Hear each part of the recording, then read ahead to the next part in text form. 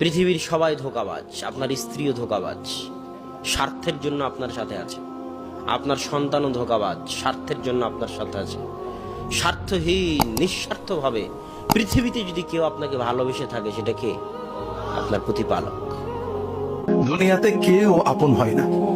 যে বউ আপন, 2 ঘন্টা আপন থাকিতে 4 ঘন্টা ঝগড়া করে, আছে না নেই? যে ছেলে আপন, সে 2 ঘন্টা কথা শুনে তো 4 ঘন্টা কথা শুনে না, ঠিক না ঠিক? যে ভাই আপন, সে ভাই 2 ঘন্টা আপন আর 2 ঘন্টা পর। যে বাবা আপন, যে সবচেয়ে আপন মা আপন, সেও দেখা যাচ্ছে আরেক ভাইয়ের কথা শুনে পর হয়ে যায়, হয় না? হয় না হাজিরিন, দুনিয়াতে কেউ 16 আনা আপন হয় না। আমাদের এই জীবনটা পরকে আপন করার, মানুষকে খুশি করার জন্য একটা সংগ্রাম। আল্লাহ ছাড়া কেউ আপন না। আল্লাহ ছাড়া আপন কেউ না। আর আল্লাহ ছাড়া সত্যিকার অর্থে আপনাকে আমাকে ভালো কেউ বাসে না। শুধু আল্লাহ আপনাকে ভালোবাসেন। এটা আপনারা হারে হারে উপলব্ধি করবেন যত দিন যাবে ইনশাআল্লাহ।